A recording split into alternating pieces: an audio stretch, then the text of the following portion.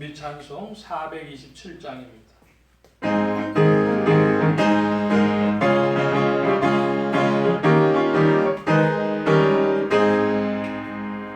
내가 매일 기쁨의 설레이기 내가 먼저의 팔이 나를 안보함이요 내가 주의 금복을 받는 참된 비결은 주의 영이 함께함이라 성령이 계시네 할렐루야 함께하시네 좁은 길을 걸으며 밤낮 기뻐하는 것 주의 영이 함께함이라 전에 죄에 빠져서 평안함이 없을 때 예수 십자가의 공로 힘입어 그 발 아래 엎드려 참된 평화 얻으면 주의 영이 함께함이라 성령이 계시네 할렐루야 함께하시네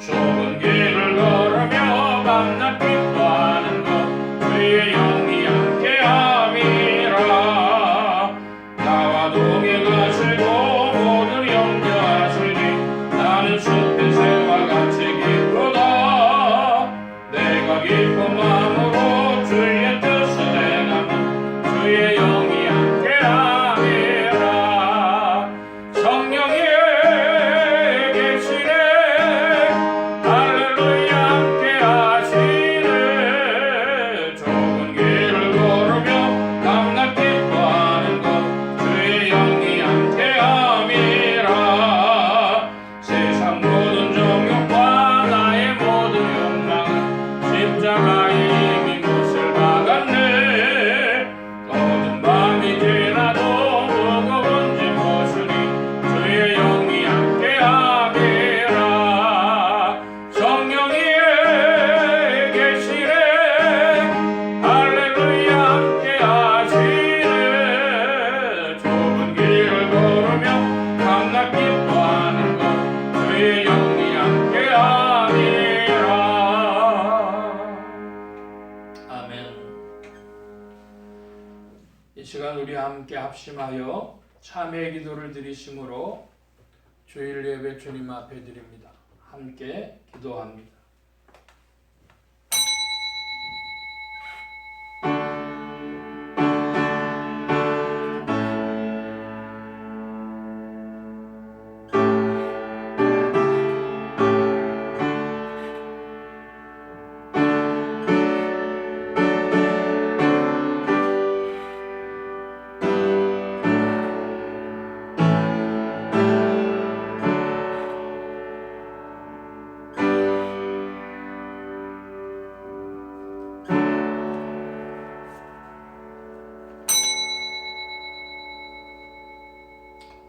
할렐루야 내 영혼아 여호와를 찬양하라 나의 생전의 여호와를 찬양하며 나의 평생에 내 하나님을 찬송하리로다 방백들을 의지하지 말며 도울 힘이 없는 인생도 의지하지 말지니 그 호흡이 끊어지면 흙으로 돌아가서 당일에 그 도모가 소멸하리로다 야곱의 하나님으로 자기 도움을 삼으며 여호와 자기 하나님에게 그 소망을 두는 자는 복이 있도다.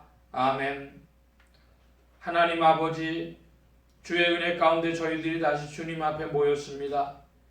저희들은 자신이 주인임을 알고 있습니다. 알고 지은 죄도 많고 모르고 지은 죄는 더 많은 것을 알고 있습니다. 감히 고개를 들 수도 없으며 하나님 앞에 다시 나와 같은 참회를 계속할 수 없는 사람들입니다. 그러나 오직 주님의 은혜와 십자가의 공로와 그 구원의 약속을 믿고 주님 앞에 나왔습니다. 불쌍히 여겨주시기를 기도하옵나이다. 결단하고 끊으려고 하던 일도 끊지 못하고 결심하고 가기로 생각했던 일도 가지 못했으며 주님의 말씀을 따라 살기로 그렇게 거듭거듭 맹세하면서도 너무나 쉽게 그 맹세는 무산되고 그리고 다시 죄에 빠지고 다시 같은 일을 반복하면서 이제도 주님의 앞에 나와 참회 기도를 드리옵나이다.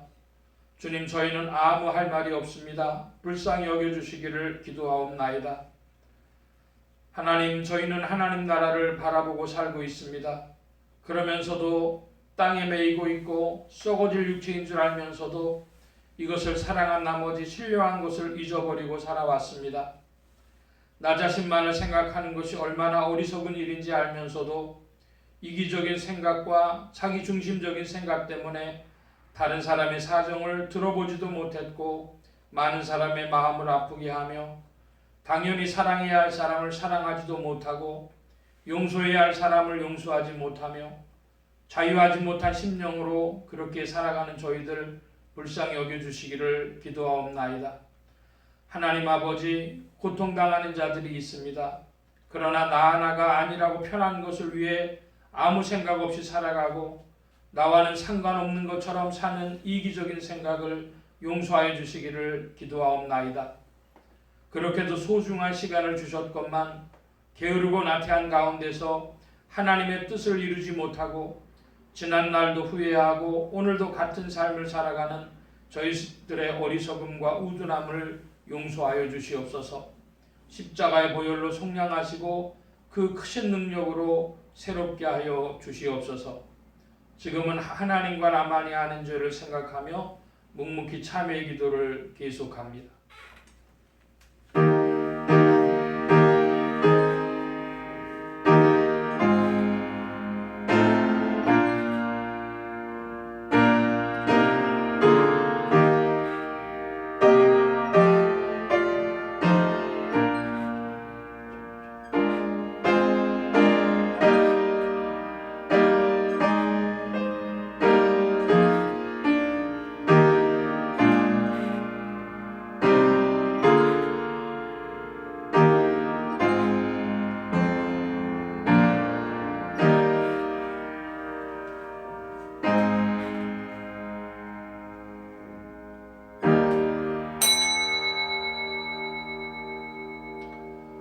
내가 진실로 진실로 너희에게 이르노니 내 말을 듣고 또 나 보내신 이를 믿는 자는 영생을 얻었고 심판에 이르지 아니하나니 사망에서 생명으로 옮겼느니라. 그러므로 주 예수 그리스도 안에 있는 자에게 결코 정죄함이 없느니라. 아멘. 기립하셔서 57장 찬송합니다.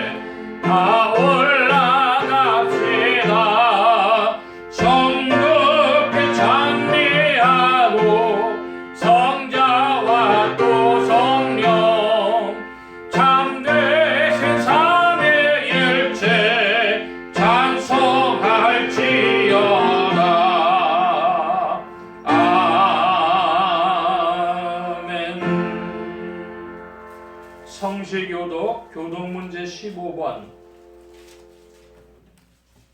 교독문제 15번 함께 교독합니다. 하나님이여 주의 인자를 쫓아 나를 긍휼히 여기시며 나의 죄악을 맑게 씻기시며 나의 죄를 깨끗이 제하소서. 나는 내 죄가 돌아오니 내 죄가 항상 내 앞에 있나이다. 내가 주께만 범죄하여 주의 목전에 악을 행하여 싸우니 주께서 말씀하실 때에 의로우시다 하고 판단하실 때에 순전하시다 하리이다. 내가 죄악 중에 출생하였으며 모친이 주의 종여 나를 위하여나이다. 우슬초로 나를 정결케 하소서. 내가 정하리이다. 나를 씻기소서. 내가 눈보다 이리이다. 하나님이여 내 속에 정한 마음을 창조하시고 내 안에 정직한 영을 새롭게 하소서. 아멘. 사도신경으로 우리의 신앙을 고백합니다.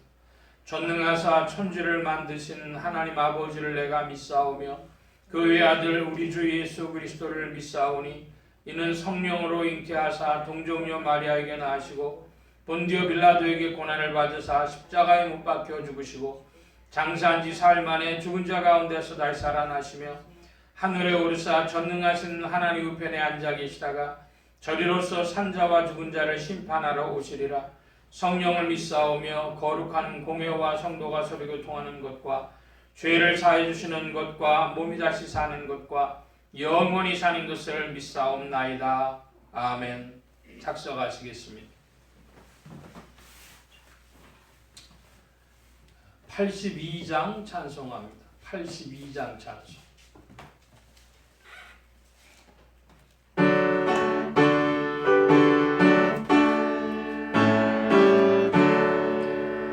나의 기쁨 나의 소망 되시며 나의 생명이 되신 주 밤낮 불러서 찬송을 드려도 늘 아신 만큼 그릴세. 나의 사모하는 선한 목자들 어느 꽃다운 동산에 양의 머리와 늘 함께 가셔서 기쁨을 함께 하실까. 일도 없이 거친 넓은 들에서 갈 길 못 찾아 애쓰며 이래저래로 헤매는 내 모양 저원수 조용하도다. 주의 자비롭고 완벽한 얼굴 모든 천사로 반기며 주의 놀라운 진리의 말씀에 전지가 화답하도다. 나의 진정 사모 나는 예수여 음성조차도 반갑고 나의 생명과 나의 참 소망은 오직 주 예수 뿐일세. 아멘.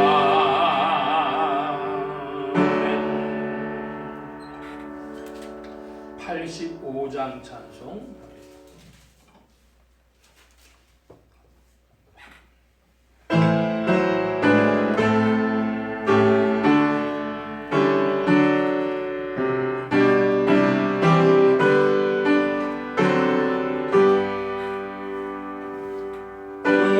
그들을 생각나고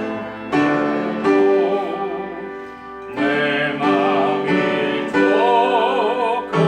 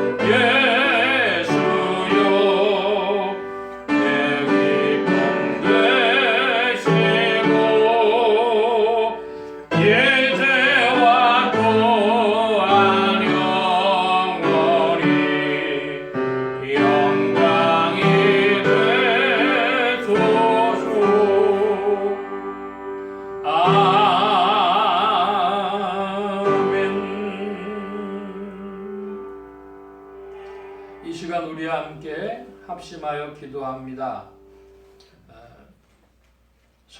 기도 공동체란을 주보 맨 위에 기도 공동체란을 봐주시기를 바랍니다. 아프리카 선교를 위해 기도하는 중에 서북부 지역 아프리카 나라들 알제리, 모로코, 튜니지, 리비아 이런 곳에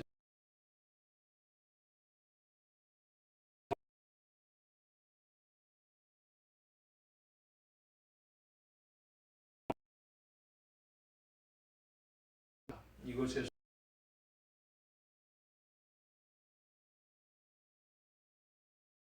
성장이 복음을 위해 기도하는 상계동 지역 교회에 이 지역을 부처 성장과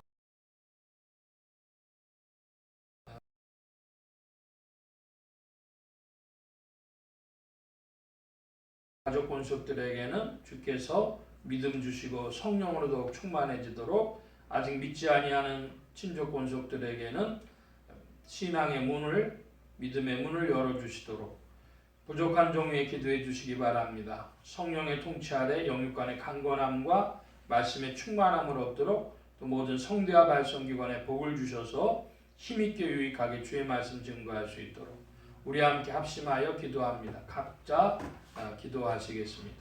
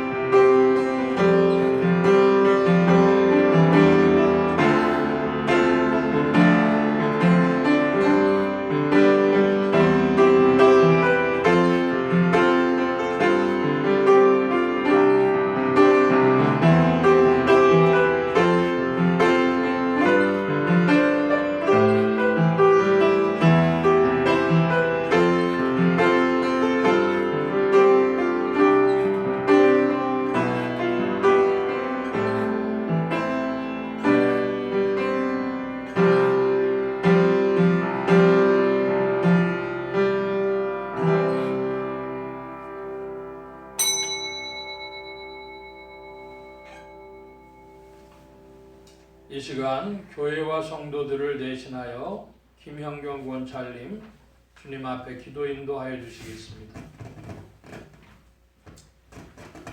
사랑의 주님, 한 주간 주님 주신 말씀으로 살아가게 하시고 복된 주일 맞이할 주 앞으로 나올 수 있도록 해주시니 감사합니다. 아멘. 초목이 푸르고 꽃이 활짝 핀 봄을 맞아서 자연이 생명으로 충만하듯 우리도 주님의 생명으로 충만하여지며 기쁨 가운데 주님을 찬양하기를 원합니다. 아멘. 그리고 이 시간 한 자리에 모이지 못하지만 한 마음과 한 뜻으로 나와 감사와 찬양을 드리며 참여와 회복의 시간이 되도록 성령 함께하여 주시옵소서. 별 말이 없는데? 많은 은혜 가운데 살아가면서도 주의 뜻대로 살지 못하고 성령을 근심하게 한 모든 죄를 용서하여 주옵소서.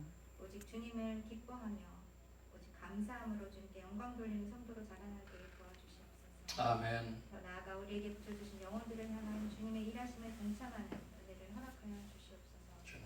세계 선교를 위해서 기도합니다. 아프리카 지역의 분쟁과 기근으로 전염병으로 고통받는 이들을 주님 기억하여 주시고 주님의 사랑 안에 녹아지고 영혼의 문들이 열려지며 주께로 회복되어지기를 소원합니다. 특별히 알제리, 모로코, 튀니지, 리비아에 나가 계신 선교사님들 더 붙들어 주시고 강건케 하시사 성령과 지혜로 함께 하셔서 사명 감당하기에 부족함이 없도록 주님 붙들어 주시옵소서. 몽골 선교회 또 일본 코넬 신학교 김승건 목사님 또 베트남 캄보디아 김치도 선교사님 저희 가스펠 선교회 또 교회 돕는 선교단체와 선교사님들 더 은혜 가운데 붙들어 주시고 사역의 문을 열어주시기를 더욱 기도합니다. 아멘. 한국교회를 사랑하여 주셔서 오직 주의 사랑으로 오직 말씀으로 새롭게 하여 주시고 이 복음 전파와 영혼권의 사명을 감당하는 거룩한 그릇이 되도록 성령님 도우시고 역사하여 주시옵소서. 아멘. 나라의 위정자들과 공직자들과 국민들을 주님 붙들어 주시고 새롭게 하셔서 정의와 공의가 실현되며 주님께 쓰임받는 이 나라 이민족이 되게 하여 주시옵소서. 예수 소망교회를 위해서 기도합니다. 함께 만나지 못하는 가운데 있으나 기도의 공동체로 사랑의 공동체로 말씀의 공동체로 주 안에서 하나 되게 하시고 또 물을 아구까지 채우심에 그 물이 포도주가 된 것 같이 우리의 영혼이 주 안에서 더욱더 새롭게 되어지며 주님의 사명을 감당하는 교회와 성도들 되도록 인도하여 주시옵소서. 아멘. 단위에 세우신 사자 목사님 주의 성령의 은혜 가운데 붙들어 주시고 목양의 삶을 감당하기에 부족함이 없도록 영간의 강건함과 말씀의 충만함으로 인도하여 주시옵소서. 이 시간 말씀 전하실 때 또한 성대와 말씀 기반에 복 주시고 은혜의 말씀 되게 하시며 듣는 심령마다 찔림과 깨달음의 시간이 되도록 성령님 도와주시옵소서. 예배를 시작하는 시간이 마치는 시간까지 주 성령님 함께 하심을 구하오며 주 예수 그리스도의 이름으로 간절히 기도드렸습니다. 아멘.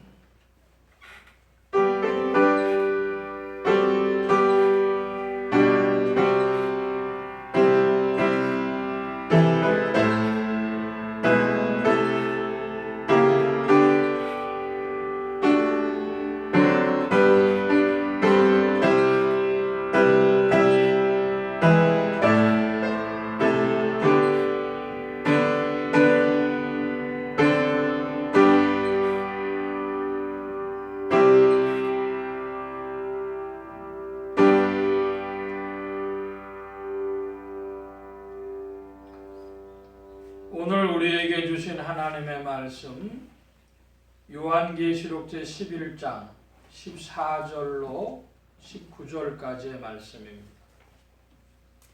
신약의 410년 무렵에 요한계시록 제11장 14절로 19절까지 우리 함께 교독해 봅니다. 제가 먼저 14절 봅니다. 둘째 화는 지나갔으나 보라 셋째 화가 속히 이르는도다.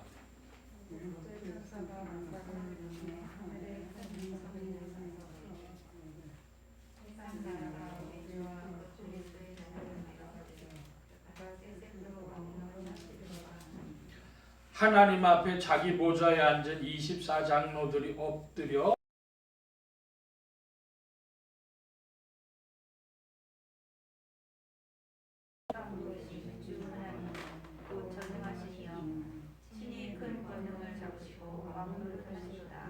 이방들이 분노함에 주의 진노가 임하여 죽은 자를 심판하시며 종 선지자들과 성도들과 또 물론 대소하고 주의 이름을 경외하는 자들에게 상 주시며 또 땅을 망하게 하는 자들을 멸망시키실 때로소이다 하더라. 성전 안에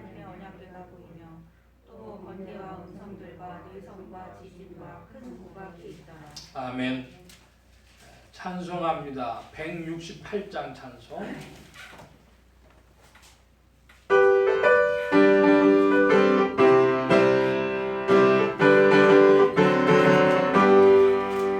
하나님의 나팔 소리 산지 진동할 때에 예수 영광 중에 구름 타시고 천사들을 세계 만국 모든 곳에 보내어 구원 얻을 성도들을 모으리.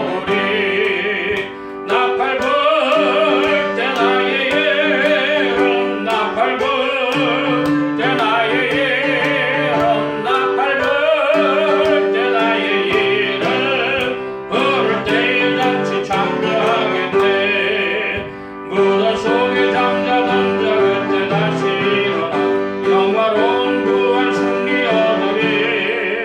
주의 택한 모든 성도 구름 타고 올라가 공중에서 주의 얼굴 뵈보리. 나팔 불 때 나의 예언 나팔 불 때 나의 예언 나팔 불 때 나의 예언 부를 때에 잔치 참여하겠네. 주님 다시 오실 날을 우리 알 수 없으니 항상 기도하고 깨어 있어서 기쁨으로 보좌 앞에 우리 나가서도 그때까지 참고 기다리겠네. 나팔 불 때 나의 예언 나팔 불 때 나의 예언 나팔 불 때 나의 예언 부를 때에 잔치 참여하겠네. 아멘. 기도합니다. 만복의 근원 되신 하나님 감사합니다. 오늘도 주의 복된 날 하늘문 활짝 여시며 심령의 문들 또한 활짝 열어주옵소서. 열린 문을 따라 주의 말씀이 심령들 중에 찾아가 영혼을 밝히는 빛이요 인생에 나아갈 바른 종로요 영의 참된 양식이 되게 하여 주옵소서. 부족한 것 십자가 뒤로 감춰주시며 성령의 두루마기로 입혀주옵소서. 말하는 입과 듣는 귀에 복 주심 바라오며 의지하올 때에 예수 그리스도의 이름으로 기도하옵나이다. 아멘.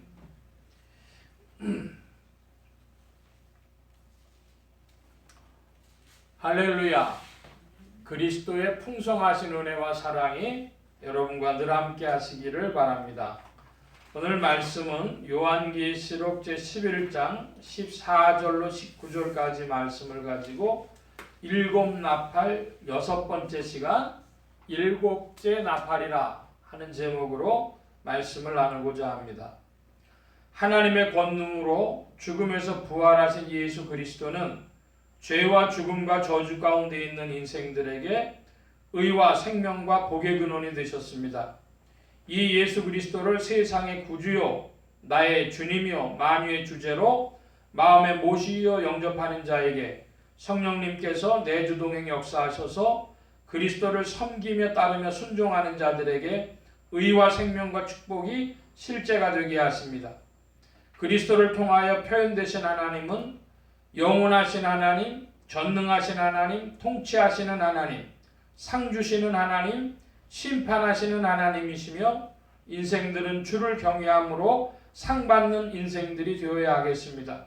오늘 말씀의 중점입니다. 지난주에는 부활주일이어서 절기여서 계속되던 요한계시록 말씀이 이제 이번 주로 다시 이어집니다. 2주 만에 보는데도 매우 오래된 것 같은 느낌이 있어서 조금 정리를 하고 가려고 합니다. 먼저 지난번 일곱 나팔 다섯 번째 시간의 핵심은 계시록 11장 1절로 13절까지였는데요. 성전 뜰만 밟는 형식적인 신자가 되지 말아야 한다 하는 것이 핵심이었고, 두 번째는 교회와 성도는 고난을 각오하며 선교적 사명을 붙들어야 한다. 거기에 승리와 부활이 있다. 그런 말씀을 나눴습니다. 요한계시록이라고 하는 그 책권은 2000년 교회사에서 매우 특이한 위치에 있었는데요. 그것은 너무 위험스럽기 때문에 읽지 마라, 해석하지 마라, 그런 수많은 시간을 겪었습니다. 저희가 자라나던 1970년대, 80년대에도 요한계시록은 설교하지 마라, 그런 이야기들이 있었어요. 그런 정도로 요한계시록은 매우 복잡한 또 의미를 가지고 있는데, 한마디로 얘기해서 21세기가 되어서 요한계시록을 보는 이유가 무엇이냐? 그것은 흔히 말하는 코페르니쿠스적인 전환입니다. 코페르니쿠스가 무슨 일을 했습니까? 천동설을 믿고 있던 세상에서 지동설을 이야기했어요. 그러니까 이 해와 달이 지구를 중심으로 돌아간다, 이렇게 생각하던 시대에서 지구가 태양을 중심으로 돈다, 이렇게 이야기한 것이죠. 그래서 사람들은 야, 날마다 해가 뜨는데 그게 무슨 말이냐, 이렇게 이야기했는데, 지금은 지동설이라고 하는 것에 대해서 의심하는 이들이 거의 없죠. 그걸 때문에 비행기도 탈 수 있고 여러 가지를 하고 있기 때문에. 제가 이 말씀 드리는 이유는 요한계시록이라는 책을 늘 종말론으로 읽어왔다는 겁니다. 근데 요한계시록은 종말론 책이 아니라 교회론 책입니다. 요한계시록은 크게 5부분으로 되어져 있는데요. 첫 번째는 7교회, 두 번째는 7인, 그리고 7나팔, 그리고 7대접, 이렇게 되어 있어요. 맨 끝부분이 뭐냐? 그러면 음녀 바벨론과 새 예루살렘이라는 거예요. 음녀 바벨론과 새 예루살렘. 근데 왜 새 예루살렘이냐? 새 예루살렘은 어린 양의 신부처럼 되었다는 거예요. 그 반대가 음녀 바벨론이죠. 음녀라는 게 무슨 뜻입니까? 바람난 여자라는 뜻이잖아요. 그럼 뭘 기준으로 신랑이 누구이기에, 남편이 누구이기에 뭘 기준으로 바람이 났다는 거예요. 그것은 예수 그리스도를 신랑 삼아야 될 교회가 예수 그리스도께 충성되지 못했다는 거죠. 신실하지 못했다는 거죠. 그럼 음녀 바벨론을 어떻게 해석을 해왔느냐? 그러면 루터와 칼빈은, 종교개혁자들은 로마 천주교회로 봤습니다. 그러니까 종교개혁을 하던 시기니까 로마 천주교회로 봤지만, 음녀 바벨론은 한마디로 얘기해서 부패한 교회입니다. 바람난 교회입니다. 그러니까 예수님 떠나갔으면 그것이 개신교든 무슨 천주교든 동방종교든 상관없이 부패한 교회가 음녀 바벨론이 되겠습니다. 그래서 요한계시록의 큰 줄기를 말씀드렸는데, 요한계시록은 뭔 얘기를 하고 싶은 거냐? 교회가 바른 교회로 어린 양을 신부 삼는 새 예루살렘으로 세워져야 된다, 그 이야기를 하는 겁니다. 근데 사람들은 여기서 종말론을 가지고 3차 대전이 언제 일어날 것이냐, 혹은 언제가 지구의 종말이냐, 이거에 관심이 왔는데 2000년 동안 그거를 사람들이 끊임없이 했지만 그것은 다 실패했습니다. 그러면 지금은 언제냐? 21세기인데요. 언제 주님 오실 것 같습니까? 우리는 알 수 없어요. 그런데 하나님이 그 기간을 참고 계신 겁니다. 1000년이 하루 같고 하루가 1000년 같은 주님께서 모든 인생들이 구원받도록 그 기간을 미루어 주시는 거예요. 우리가 알 수 없는 것이죠. 자, 이제 본문 말씀으로 좀 들어가서 보면 14절입니다. 둘째 화는 지나갔으나 보라, 셋째 화가 속히 이른도다, 그랬습니다. 둘째 화, 그러면 둘째 화가 있다면 무슨 화가 있다는 거예요? 첫째 화도 있다는 것이죠. 오늘이 일곱 나팔의 6번째 시간인데요. 일곱 나팔 중에 첫째 나팔로부터 넷째 나팔까지는요. 8장에 요한계시록 8장에 다 나와 있습니다. 그러니까 그렇게 큰 문제가 아니고 다섯째, 여섯째, 일곱째가 화라는 거예요. 그래서 이제 8장 끝 무렵에 보면은 13절에 내가 또 보고 들으니 공중에 날아가는 큰 독수리가 큰 소리로 이르되 땅에 거하는 자들에게 화가 있으리로다. 그 외에도 세 천사의 불나팔 소리를 이로다 하더라. 그러니까 일곱 나팔 중에 네 나팔은 그렇게까지 심대한 것은 아닌데 다섯 번째, 여섯 번째, 일곱째 나팔은 화라는 거예요. 아주 치명적이라는 이야기가 되겠죠. 자, 그러면 다섯 번째 나팔은 9장 1절로부터 12절까지 나와 있는데요. 그것은 황충재앙이었습니다. 간단히 말씀드리면 영적 세계가 혼탁해진다 하는 것입니다. 자, 그리고 여섯 번째 나팔인데요. 여섯 번째 나팔은 9장 13절에서부터 10장 13절까지 꽤 긴 본문이 되겠는데 거기에는 마병대 전쟁, 2만만, 또 입에는 다나 배에 쓴 작은 책, 그리고 두 증인과 큰 지진, 그 성의 큰 지진이었습니다. 마병대 전쟁이 영적 의미를 가지냐, 2억 명이 참전하게 되는 세계 대전이냐, 거기에 대해서는 확실히 알 수 없다, 이런 말씀을 드렸습니다. 그런데 이 더 중요한 것은 입에는 다나 배에 쓴 작은 책, 무슨 책이죠? 성경책, 성경 말씀. 받을 때는 쉬운 것 같은데 실행할 때는 어려운 그것이 성경책입니다. 그리고 두 증인과 큰 지진 그랬는데요. 이 두 증인에 대해서 사람들은 흔히 말하기를 자연인, 사람으로 이해하려고 해요. 그런데 몇 가지 해석이 있는 중에 이것을 풀 수 있는 키는 성이라고 봅니다. 큰 성이 지진이 나가지고 거기서 성 10분의 1이 무너지고 지진에 죽은 사람이 7천이라. 그런데 그 성을 계속 추적해보면 그 성은 바벨론 성이었습니다.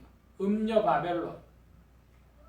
그래서 이 두 증인은 자연인 사람이 아니라 말씀과 성령으로 해석할 수 있고 그 지진난 그 성, 음녀 바벨론 성, 그러니까 부패한 기독교계에 대한 말씀을 주시는 것이다. 이렇게 이해할 수 있겠습니다. 자, 그래서 이제 둘째 화는 지나갔으나 보라 셋째 화가 속히 이르는도다. 이 셋째 화가 이제 일곱째 나팔이 되겠고, 일곱째 나팔은 구체적 내용이 일곱 대접입니다. 꼬리에 꼬리를 문 것처럼 일곱째 인에 일곱 나팔이 나오고 일곱째 나팔의 끝인 일곱째 나팔에 일곱 대접이 이렇게 꼬리에 꼬리를 물고 나오는 것이죠. 자, 15절 말씀인데요. 15절을 여러분 큰 소리로 봐주시기 바랍니다. 11장 15절 시작. 일곱째 천사가 나팔을 불매 하늘에서 큰 음성들이 나서 가로되 세상 나라가 우리 주와 그 그리스도의 나라가 되어 그가 세세토록 왕림을 하시리로다 하니. 예, 여기에 15절에 하늘에서 큰 음성들이 났다 그랬습니다. 이게 뭘까? 음성들이라 그랬어요. 복수입니다. 그리고 그들이 사용한 말을 보니까 우리 주와 그랬습니다. 하나님을 높였습니다. 그러므로 하늘에서 들린 큰 음성들의 출처는 천사들이라고 보는 것입니다. 천사들이 이야기를 하는데 세상 나라가 우리 주와 그 그리스도의 나라가 되어 그가 세세토록 왕노릇 하시리로다 그랬습니다. 오늘 우리가 역사관이라 그런 표현을 해요. 역사라고 하는 게 무엇이냐? 토인비라고 하는 사람은 도전과 음전이라고 하는 것을 가지고 역사를 봤습니다. 토인비의 역사연구라고 하는 큰 책이 있죠. 헤겔도 역사관에 대해서 질문했습니다. 그 변증법적인 역사관이라고 그러잖아요. 오만 사람들이 여러 역사관을 이야기를 하는데 성경이 이야기하는 것은 세상 나라가 하나님 나라 되는 것이 세계사의 목표입니다. 그것이 기독교 역사관입니다. 아니 그 뭐 어떻게 그런 소리를 할 수 있느냐? 기독교는 할 수 있어요. 왜죠? 세상이 만들어진 목적이 뭡니까? 누가 만드셨습니까? 하나님이 창조하셨기 때문에 창조주가 목적을 가지고 만드셨기 때문에 그렇게 이야기할 수 있는 겁니다. 오늘날 많은 사람들이 역사에 대해 질문합니다. 그런데 기독교의 역사관은 무엇이냐? 세상 나라가 하나님 나라가 되는 것, 하나님께서 통치하시는 세상이 되는 것, 그게 역사의 목적이 되겠습니다. 그래서 이걸 보고 흔히 직선사관이라고도 해요. 그냥 직진입니다. 요즘에 보니까 뭐 직진남마 이런 사람 얘기도 하는 것처럼 직진이에요. 하나님이 창조하셨기 때문에 하나님 목적을 가지고 이끌어 가시는 겁니다. 자, 16절 말씀입니다. 16절 말씀 보면 하나님 앞에 자기 보좌에 앉은 24장로들이 엎드려 얼굴을 대고 하나님께 경배하여 그랬습니다. 24장로들이 어디에 앉았다 그래요? 자기 보좌에 앉았다 그럽니다. 보좌라고 하는 건 다스리는 사람이 앉는 자리인데요. 먼저 24장로는 구약의 12지파, 신약의 12사도 해서 24장로들이라 흔히 그렇게들 해석을 하는데 바꿔 표현하면 구약교회와 신약교회를 이야기합니다. 그래서 이 구약교회와 신약교회가 다 하나님께 경배하게 되는 것이죠. 자, 17절 말씀입니다. 여러분 17절 말씀 또 자기 보좌에 앉은 24장로라고 그랬는데 그 보좌라고 하는 것은 원래 왕이 앉는 자리잖아요. 그래서 왕으로 말한다면 분봉왕과 같다고 하겠습니다.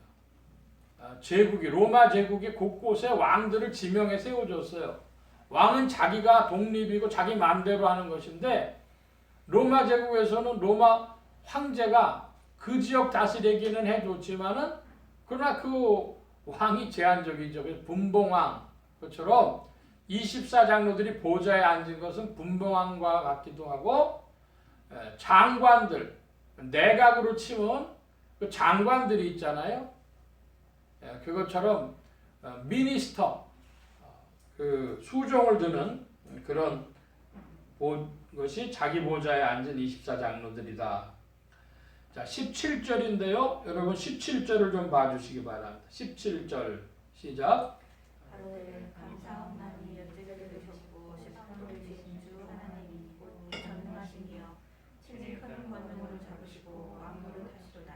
예, 여기 17절에 보면 전능이라고 하는 단어가 나옵니다. 전능하시니, 하나님 곧 전능하시니 그랬는데요. 하나님의 속성이라는 말을 씁니다. 하나님이 어떤 분이냐, 하나님이 어떤 구조로 되어져 있느냐, 뭐 이렇게 하는데 신학교에 들어가면 그 하나님의 비공유적 속성에 대해서 논하시오, 혹은 뭐 하나님의 공유적 속성에 대하여 논하시오, 그런 시험 문제도 출제가 되기도 합니다. 그래서 학생들이요 열심히 외우는데요. 하나님의 공유적 속성이란 누구와 공유한다는 거예요? 사람과 공유하는, 사람도 하나님의 어떤 속성을 가지고 있다는 거죠. 뭐가 하나님과 사람이 함께 나누는 공유적 속성이냐? 그러면 사랑, 의, 선, 진실, 거룩, 지혜, 지식 이런 하나님의 인격적 모습이 사람과의 공유적 속성이라는 거죠. 그 중에 재밌는 것은요, 선하다 그러잖아요. 착하다. 근데 선하신 하나님, 착하신 하나님 우리에게 은혜 베풀어 주시고 자비로우시고 친절하시고 인내하시는 하나님. 그 쓰라 그러면 그거 다 써줘야 되는 거예요. 그러니까 하나님의 공유적 속성 중에 하나님 선하신 하나님인데 하나님은 어떻게 선하시냐? 우리에게 은혜 베풀어 주시고 자비로우시고 그리고 친절하시고 인내하시고. 여러분 하나님의 공유적 속성이 여러분 속에 풍성히 나타나길 축복합니다. 그 사람 그러면 사람에게 좋아요. 좋은 일이 많이 있어요. 자, 하나님의 비공유적 속성인데요. 하나님의 비공유적 속성은 자존성, 영원성, 무한성, 불변성, 전지성, 전능성, 편재성 이렇게 있고요. 거기다가 독립성도 포함하는 신학자들이 있긴 한데, 자, 중요한 것은 비공유적이니까 사람하고는 나눌 수 없다는 거예요. 사람에게 이게 없다는 거예요. 사람은 그러니까 뭐 하지 않아요? 사람은 전능하지 않아요. 사람은 전지하지도 않아요. 모든 것을 알지도 못해요. 여러분 근데 중요한 건 뭐냐 하면 이 하나님의 비공유적 속성은 그 중에 아무 것만 하나 있으면 하나만 가지면 나머지를 다 갖는 거예요. 그러니까 영원하신 하나님은 전지하신 하나님도 되고 전능하신 하나님도 되고 전능만 가지면 하나님은 불변하시기도 하시고 자존하시기도 하시고 다 되는 거예요. 이게 하나님의 속성입니다. 비공유적 속성입니다. 자, 이제 그런 좀 배경을 가지고 구체적으로 다가오신 하나님, 우리에게 하나님 어떻게 또 다가오시냐? 다가오시는 모습에 대해서 살펴보면 영원하신 하나님, 전능하신 하나님, 통치하시는 하나님인데 17절에 보니까 옛적에도 계시고 시방도 계신, 시방이라는 게 옛날 말이죠. 지금도 계신, 그러니까 시간을 넘어 계신 영원하신 하나님인데요. 제가 성구들을 좀 나눠드렸는데요. 영원하신 하나님, 시편 90편 1, 2절 우리 다 함께 좀 읽어보겠습니다. 주여, 주는 대대 우리의 거처가 되셨나이다. 상이 생기기 전 땅과 세계도 주께서 조성하시기 전 곧 영원부터 영원까지 주는 하나님이시니이다. 아멘. 영원하신 하나님, 그 영원하신 하나님은 세계를 조성하시기 전에도 계신 하나님이십니다. 그러니까 시간 넘어 계신 하나님. 하나님이 시간을 세계를 조성하실 때 이 시공간을 만드신 것인데요. 그 이전 시공간 밖에 계신 하나님, 영원하신 하나님이십니다. 자, 또 주 하나님과 전능하시니요 그랬습니다. 전능하신 하나님 보는데요. 욥기 42장 2절입니다. 먼저 함께 읽어보겠습니다. 주께서는 무소불능하시오며 무슨 경영이든지 못 이루실 것이 없는 줄 아오니. 무슨 경영이든지 못 이루실 것이 없는 줄 안다. 이 전능하신 거예요. 자, 그런데 여기에 무소불능이라 그랬어요. 무소불능. 이건 아까 말씀드렸던 하나님의 비공유적 속성 중에서 편재성이라 보편적으로 계신다 이 말입니다. 즉 무소부재하시다. 없는 곳이 없으신 하나님, 어디에나 계시는 하나님, 무소부재하신 하나님, 그런 하나님이십니다. 여러분 하나님은요 어디에나 계시는 줄 믿으십니까? 여러분 우리가 지금요 하나님 어디에나 계시는데 여기 왜 나와 있습니까? 이 예배를 보기 위해서요, 비대면 예배로도 볼 수 있잖아요. 대면 예배로도 볼 수 있고. 여러분, 왜 하나님 앞으로 나왔냐? 우리 성이 표현하려고 나온 거예요. 우리의 마음을 모두우려고 나온 거예요. 하나님 어디에나 계셔요. 여러분, 왜 특별히 유대 사람들이요, 골방에 들어가서 기도했을까요? 얼굴에 기름을 바르고 기도했을까요? 성의 표현입니다. 하나님은 어디에나 계시지만 자기 성의 표현. 여러분, 하나님 앞에 성의 표현하면 유익이 뭐가 있어요? 우리 마음에 평안이 있어요. 여러분, 깨닫기를 축복합니다. 성의 표현을 하면 우리의 영혼의 평강이 오는 거예요. 하나님 어디에나 계신데 욥기에는 무소 없는 곳이 없으시다. 하나님의 편재성, 무소부재하신 하나님, 전능하신 하나님이고, 자, 예레미야 32장 17절 여러분 좀 큰 소리로 읽어주시기 바랍니다. 예레미야 32장 17절 시작. 주 여호와여, 주께서 큰 눈과 드신 발로 천지를 지으셨사오니 주에게는 능치 못한 일이 없으시니이다. 아멘. 주에게는 능치 못한 일이 없으시니이다. 전능하신데요. 그 전능하신 하나님이 뭘 지으셨어요? 천지를 지으셨사오니. 하나님은 전능하신 하나님이시다. 자, 그리고 요한계시록 17절 끝에 보면 주 하나님고 전능하시니요 친히 큰 권능을 잡으시고 뭘 하시도다? 왕노릇 하시도다 그랬습니다. 왕노릇 하시도다. 통치하시는 하나님이십니다. 통치하시는 하나님 시편 99편 1절과 2절 말씀인데요. 자, 저와 여러분이 함께 1, 2절을 봅니다.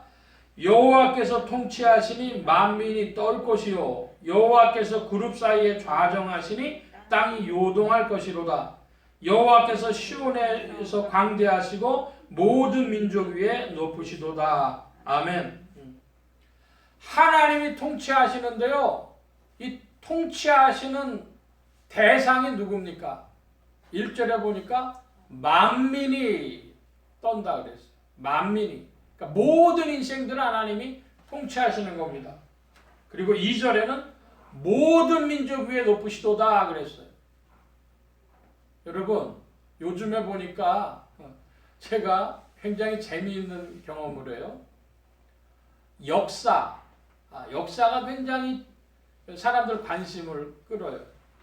그래서 이 한민족의 시온을 밝히는 환단곡이라고 하는 책에 아주 몰입한 사람들이 많이 있어요. 그걸 보고 흔히 환빠라 그러는데요. 역사를 보는 눈이 완전히 달라진 거예요.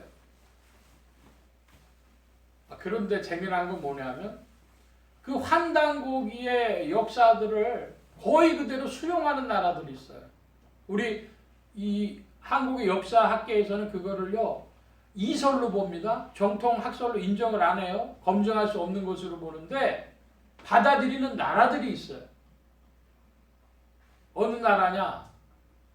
카자흐스탄, 우즈베키스탄 뭐 이런 스탄자 들어가는 중앙아시아 나라들 있잖아요. 이 나라들이요 중앙아시아 공동 역사서를 만들려고 그래요. 근데 그 중앙아시아 공동 역사서를 어디에다 맞추려고 그러냐면요 한국하고 맞추려고 그래요. 그 왜 그럴까요? 경제 발전을 한국하고 같이 하고 싶었어. 역사를 보는데 맨 마지막에 올라가면 어디서 한민족의 역사가 나고 성경이 부딪히냐? 간단하죠. 당구는 어디서 왔어요? 하늘에서 보내서 왔잖아요. 와가지고 그 마늘 먹고 곰이 사람이 돼가지고 그렇게 됐잖아요. 근데 성경은 어떻게 이야기를 하죠? 하나님이요 온 인류를 다 하나로 만드셨대. 아담의 후손으로 만드셨대. 지금부터 꽤 오랜 시간 전이죠. 그 미국의 클린턴 대통령 때인가 인간 게놈 지도라고 하는 게 만들어졌어요. 그래서 인간의 원형이 있다는 거예요. 과학적인 얘기죠. 뭐 성경이 다 과학적으로 밝혀질 거 한참 시간이 더 가야 되겠지만 중요한 얘기는 하나님이 창조하셨고 그래서 모든 인간은 다 아담의 후손으로 똑같은데 사람들이 보기에 우리 민족은 하나님이 안 다스릴 것처럼 생각해요. 제가 지금 말씀드린 요점은 이겁니다.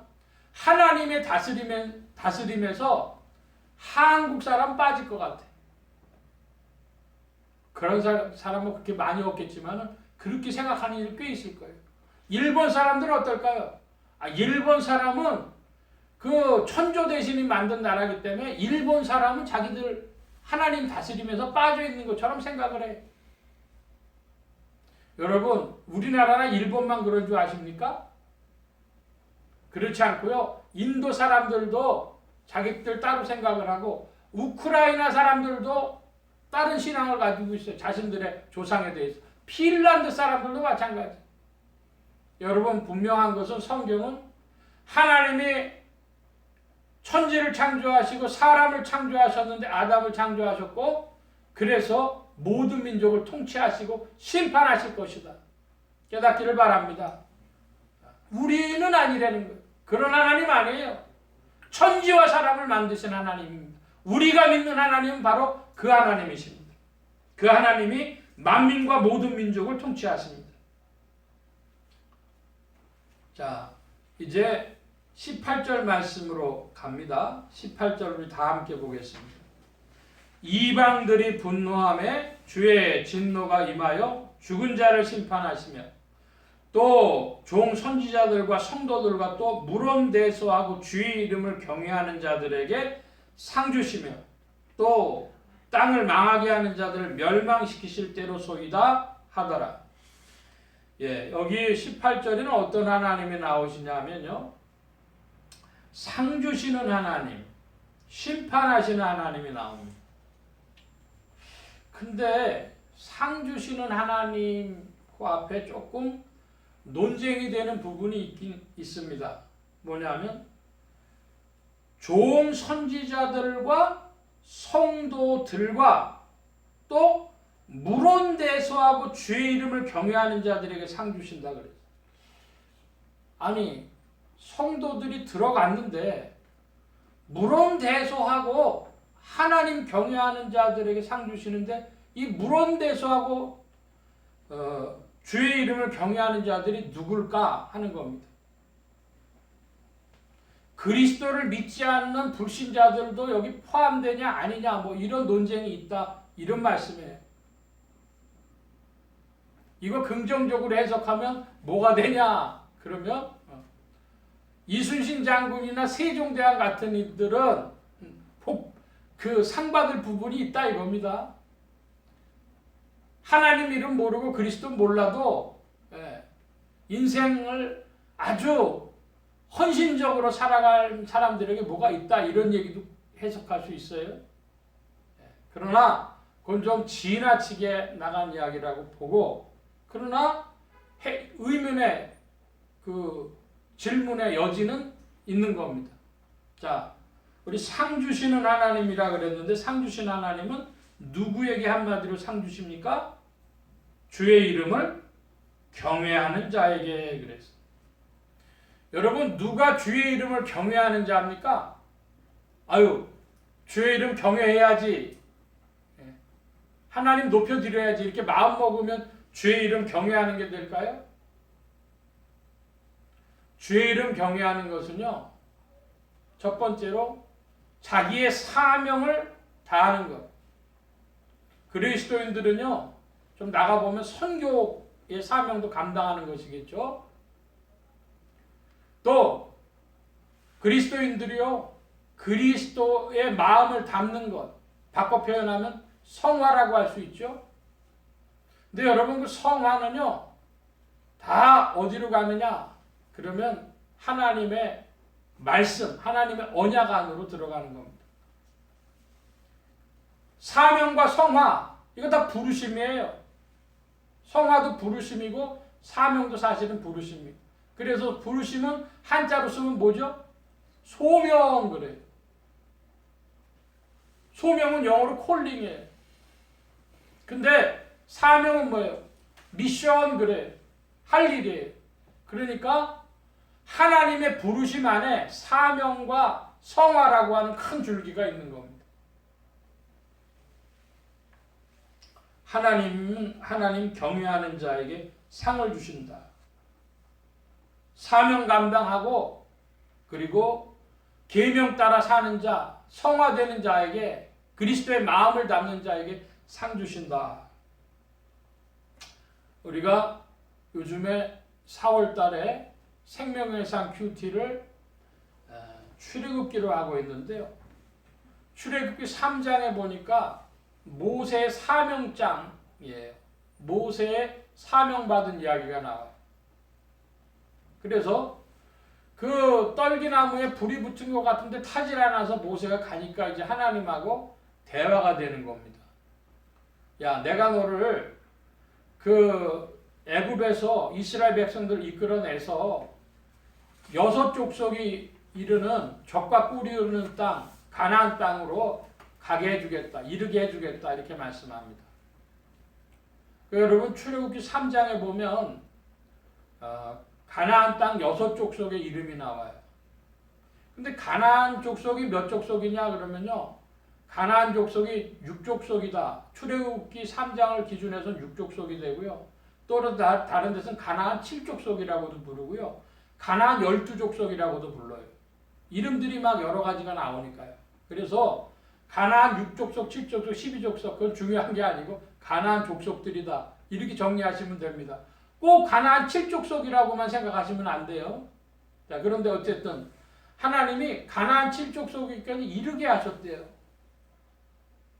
여러분 거기에요. 하나님이 하지 않으신 말씀이 있어요. 뭐예요? 가나안 땅에 이르러서 바로 그 가나안 족속들을 정복하고 그 땅을 이스라엘 백성에 주시겠다. 그 말씀 안 하셨어요. 왜 정복하고라는 얘기를 안 하셨을까요? 그 몫은 누구의 거예요? 그건 여호수아의 거예요. 모세의 사명은 가나안 입구까지 이끌고 가는 거예요. 그것까지만 모세의 사명이에요. 근데 여러분 모세가 그 사명 감당하려니까 얼마나 시간이 걸렸어요? 모세가 사명 받을 때 나이가 몇 살입니까? 모세가 사명 받을 때 나이가 80세. 어떻게 80세예요? 40세까지는요. 바로의 궁궐에서 자라서 왕자처럼 대접받다가 광야로 도망쳐가고 광야에서 40년 동안을 하나님이 훈련하시는 겁니다. 여러분 맹자라고 하는 책을 아시죠? 맹자에 고자장구라는 편이 있어요. 고자라고 하는 것이 있는데 고자장구 하편 15장에 보면은 이런 말씀이 나옵니다. 이런 이야기가 나옵니다. 제가 옛날식으로 좀 읽어볼게요. 천장강 대이모 시인이 하시면 필선 고기심지하며 녹이 근골하며 악이 체부하며 공핍 기신하여 행불난 기 소위하나니 소위 동심인성하여 증익 기소 불능이니라. 무슨 말이냐 그러면 하늘이 어떤 사람에게 장차 큰일을 할 수 있도록 중책을 맡기려면 반드시 먼저 그 마음을 괴롭게 만들고 그 살을 다 빠지게 하고 먹을 것과 입을 것을 아쉽게 하고 그래서 지치게 하며 그가 하는 일 중에서 되는 일은 하나도 없이 자꾸만 꼬이게 한다. 그렇게 하는 까닭은 그 마음을 움직이고 천성을 끈질기게 하여 자기의 성질을 참아서 그전에 행하지 못했던 일을 더욱 잘할 수 있게 해주기 위함이라. 이런 얘기. 하늘이 큰일 맡기려니까요. 여기 지금 맹자 고자장구 하편 15장에 한 단어를 꼭 찾으라 그러면요. 인성, 참을인자. 자기 성질을 참아서 하나님이 모세를 광야에서 40년 동안 훈련시키는데 한마디로 뭐 하시려고 그거 하셨을까요?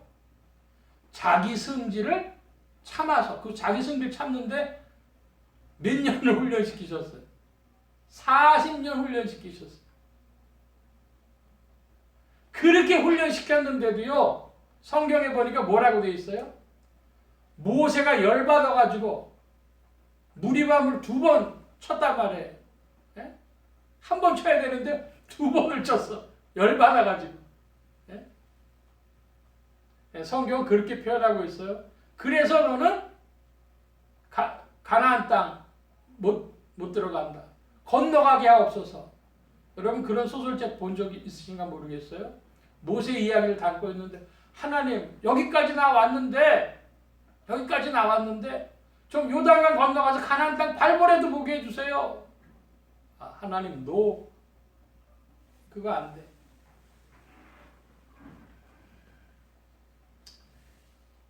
여러분 인생들이요 하나님 앞에서 사명을 알아야 되고 또 하나님 부르심 따라서 언약 따라 살아가야 되는데 이 사명 얘기 조금만 더 할게요.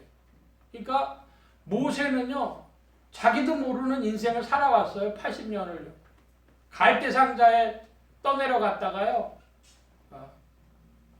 바로의 공주의 아들로 이렇게 잘 대접받고 살아갔고요. 그 다음에 도망쳐서 광야에서 아주 고생하는 샀는데 자기 인생 자기가 산 게 아니에요. 하나님의 드라마 속에 산 거예요. 그리고 또다시 이스라엘 백성을 40년 이끌어야 돼요. 그 사명 다 했어요. 근데 자기가 완결하지는 못해요. 그 완결은 누구의 몫으로 갔어요? 여호수아의 사명으로 또 넘어갔어요. 제가 이 말씀 왜 드리냐 그러면요. 여러분 이진관이라는 가수가 부른 인생은 미완성이라고 하는 그런 노래 대중가요 들어보신 적 있으신가요? 인생은 미완성. 그 가사가 이렇게 돼요. 인생은 미완성 그리다 많은 그림 그래도 우리는 아름답게 그려야 해. 뭐 그리다가 말 건데 여러분 뭐 그렇게 아름답게 그려야 돼? 여러분 우리 인생이요 다 사명받고 태어났어요. 부름받고 태어났어요. 할 일이 다 있어요. 근데 여러분 우리 인생이요 그렇게 의미 있지 않아요. 가다가 멈춰야 돼요. 내가 그 끝을 다 볼 수가 없는 겁니다. 내 인생의 한계, 의미 없음과 미완성을 진심으로 받아들이는지 여러분 질문해 보시기 바랍니다. 내 인생의 한계와 의미 없음과 그 미완성을 정말 받아들이냐고요. 그것까지가 우리의 사명이에요. 사람들이 자꾸만 뭐 할 일 생각을 하는데 사명이 뭐다? 내 인생의 미완성까지를 받아들이는 것이 우리의 사명입니다. 인생은 미완성 부르다 많은 노래 그래도 우리는 아름답게 불러야 해. 여러분 인생이요 의미 없을 것 같을 때라도 그걸 받아들이시고 내 당대에 내가 뭘 다 이루지 못하더라도 인생에 이어달리기를 하기 위해서 내가 있다. 믿으시길 바랍니다. 인생에 이어달리기 내가 다 하는 거 아니에요.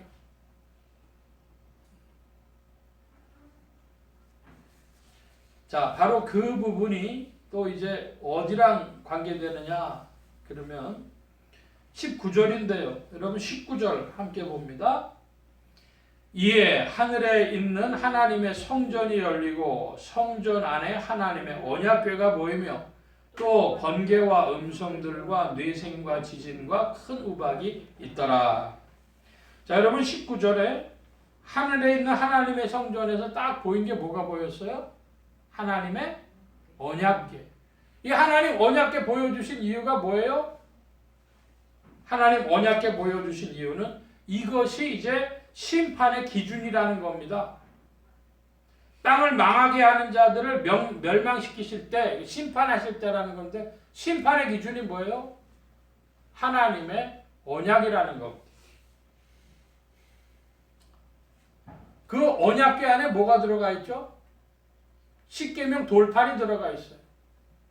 그러니까 한마디로 얘기해서 하나님의 언약은요, 십계명이에요. 하나님이 뭘 기준으로 심판하신다? 인생들. 십계명으로 심판하신다는 거예요. 여러분, 우리가 예수 그리스도를 믿고 성령의 이끌림 받아 그리스도의 마음을 닮아갑니다. 그러면 그것은요, 언약에 부합하는 삶을 살아가게 되는 건데요. 한마디로 뭐예요? 십계명에 부합하는 삶을 살아가게 된다는 거예요. 여러분, 십계명에 부합하는 삶이 뭡니까? 간단히 말하면 하나님 사랑하고 이웃 사랑하는 거죠. 그 하나님 사랑하고 이웃 사랑하는 삶이 그게 하나님 심판의 기준이라는 거예요. 사람들이 구원 어떻게 받냐 그래요. 여러분, 예수 믿으면 구원 받는다 이렇게 얘기하기도 하고요. 교회 다니면 구원 받는다 이렇게 얘기하기도 합니다. 여러분, 교회 다니고 구원받고 예수 믿으면 구원받을까요? 문제는 예수 어떻게 믿냐는 거예요. 그리스도를 영접해서 성령의 이끌림을 따라 살아가서 계명에 부합한 삶을 살아갈 때 성령의 이끌림을 따라서 하나님 사랑하고 이웃 사랑하는 삶을 살 때 거기에 구원이 있는 것입니다. 여러분, 성령은 오늘도 쉬지 않고 일하시는 줄 믿습니다. 성령이 일하시는데 계명 따라 떠난 삶을 살면서 하나님 사랑하고 이웃 사랑하는 삶을 떠나 살면서 어떻게 구원받을 수가 있겠습니까? 성령의 이끌림을 받지 않는데, 성령이 이끄시는데 순종하지 않는데, 그리스도의 마음을 따라 살아가지 않는데, 언약에 부합한 삶을 살아가지 않는데 그 모순이 어떻게 해결돼야 할 것입니까? 여러분, 그러므로 그리스도 안에서 겸손한 영혼들이 되길 축복합니다. 겸손히 무엇을 구하냐? 주여 나의 힘으로 할 수 없습니다. 성령님 도와주옵소서. 그리스도의 빛을 더 비춰주옵소서. 주 안에서만 살 수 있겠나이다. 여러분, 구하는 이들 되어주시기를 바랍니다.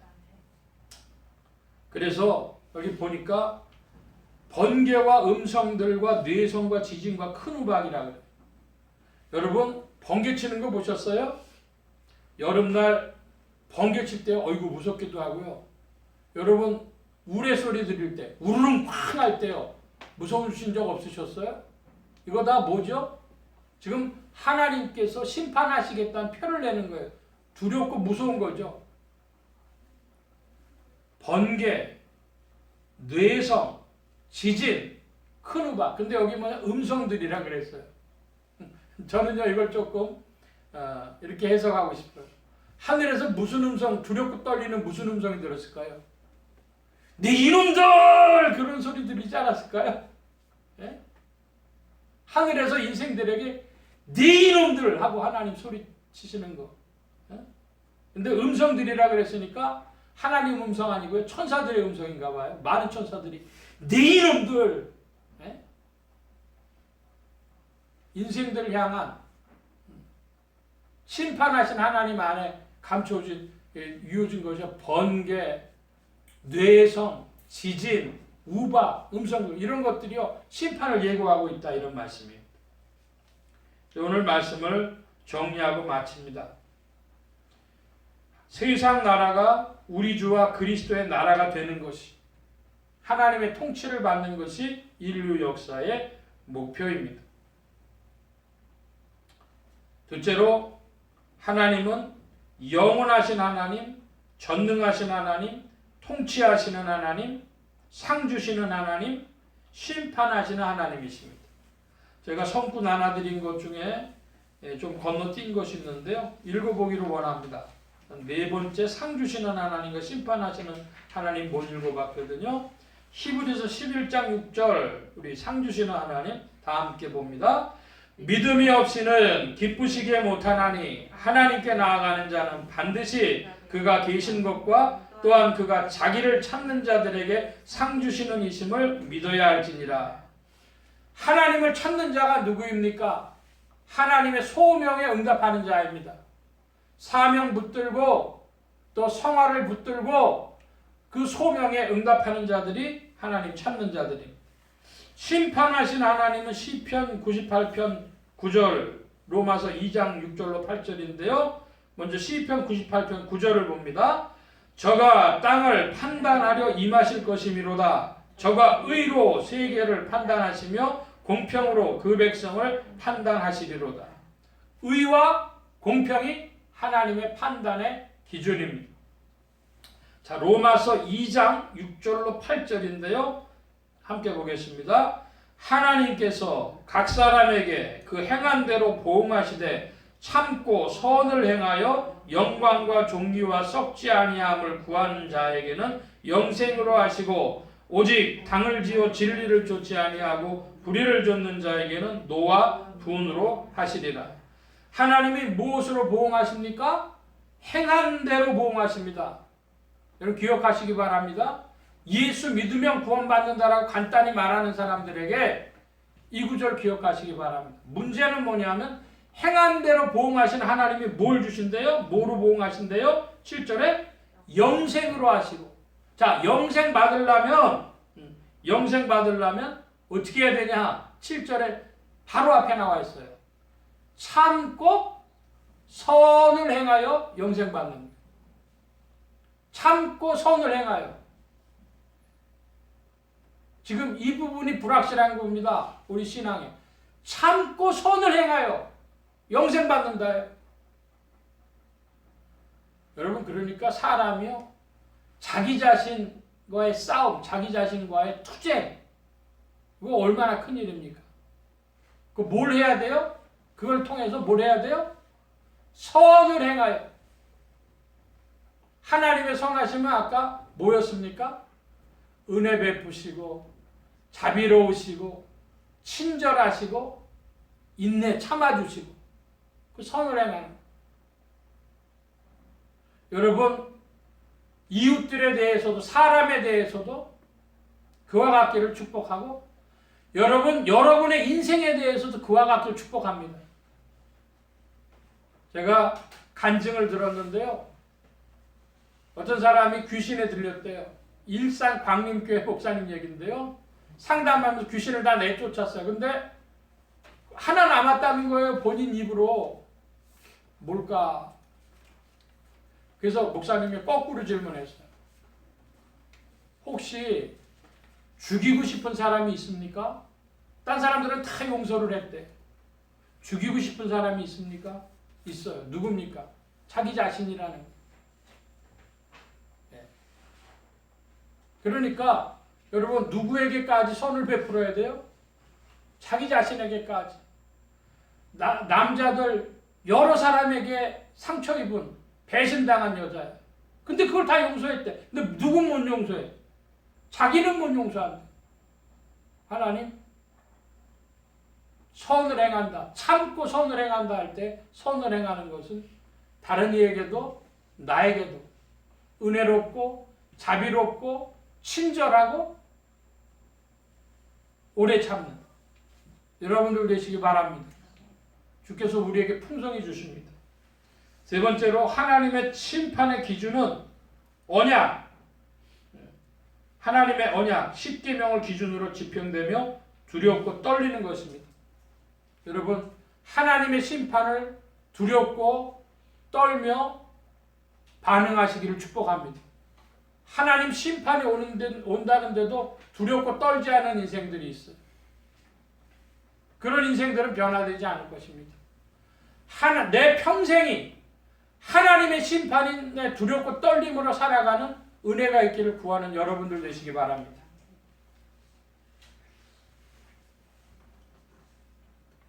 심판의 기준은 예수 믿었냐, 교회 다녔냐가 아니라 그리스도 안에서 성령을 따를 때 십계명이 내 인생의 실제가 되었는가, 하나님 사랑, 이웃 사랑이 나의 실제가 되었는가, 그것을 질문하실 것입니다.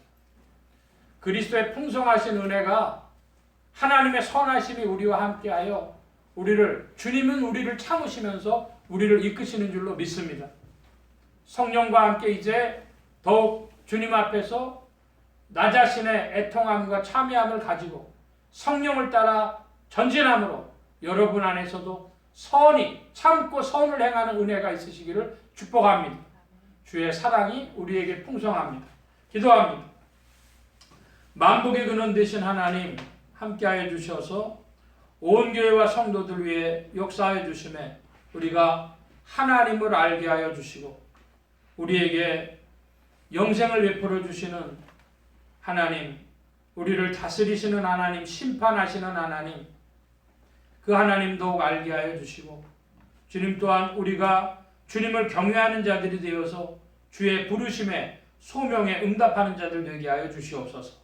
성령께서 우리를 이끌어 아름답게 하실 줄 믿사오니 주께서 우리를 참아주셨듯이 우리도 자신을 참고 선을 행하는 자들이 되어지도록 더욱 이끌어 주시옵소서.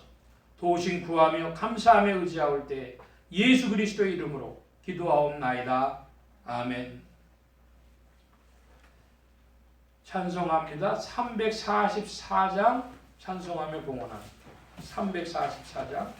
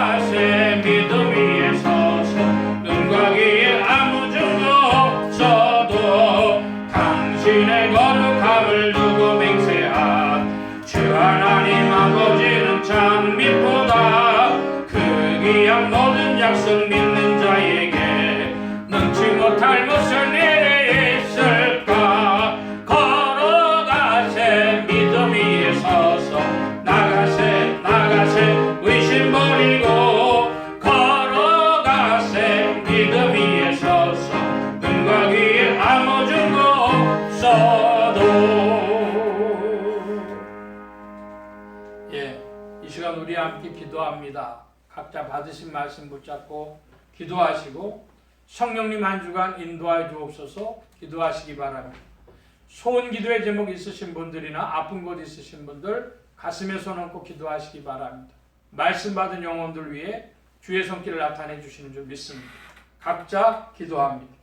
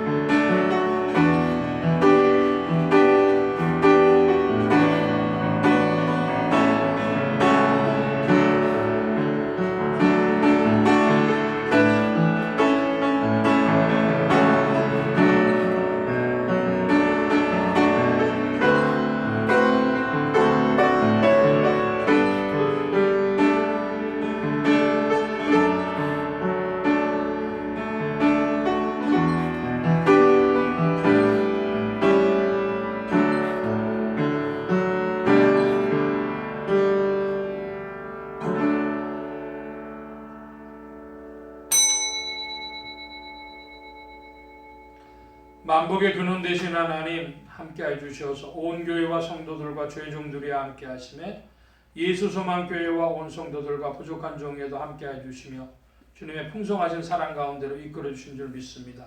오늘도 주의 복된 날 사랑하심을 입은 무리들 겸손히 주님을 찬양하며 의지하게 하시고 또 주의 것 구별하여 예물 바치는 손길로 나오게 하셨사오니 여호와 이레 하나님 생애에 필요한 모든 것들 친히 예비하시며 공급하여 주옵소서. 이 예물이 쓰여지는 곳마다 오직 하나님의 의가 선포되어지며 하나님의 나라가 확장되게 하여 주옵소서. 도우신 구하며 감사하며 의지하오니 주님 예수 소망교회 온 지체들 복음 전파 영혼 구원한 일에 더욱 쓰임 받으며 주의 나라에 동참케 하여 주옵소서. 감사하며 의지하올 때 예수 그리스도의 이름으로 기도하옵나이다. 아멘.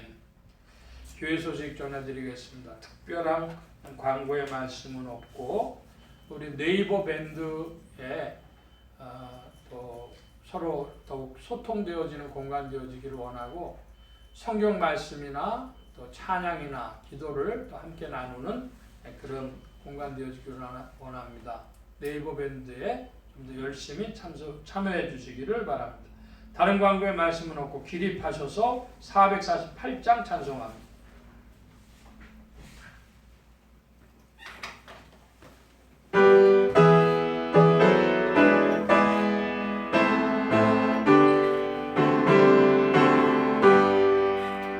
이 세상 끝날까지 주 봉사하리니 내 친구 되신 주여 늘 함께 하소서. 전하와 함께 하면 전쟁도 고독고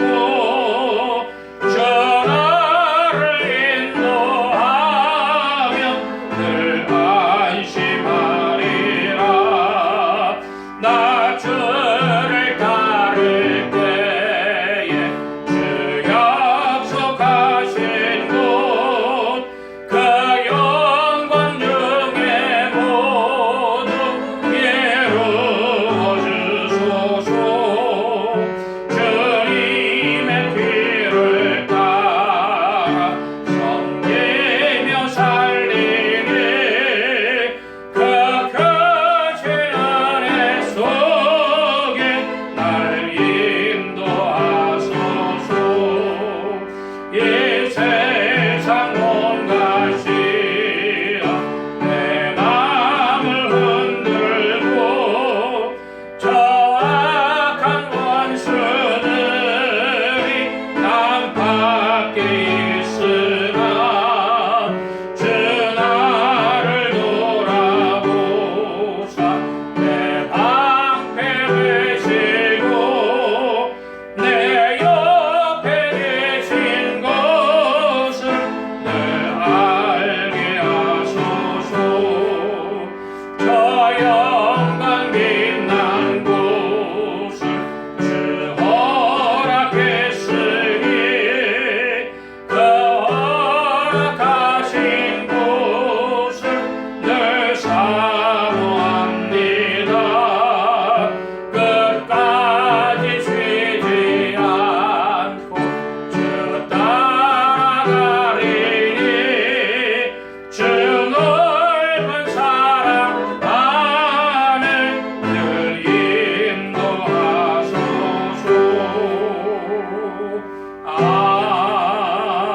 아멘.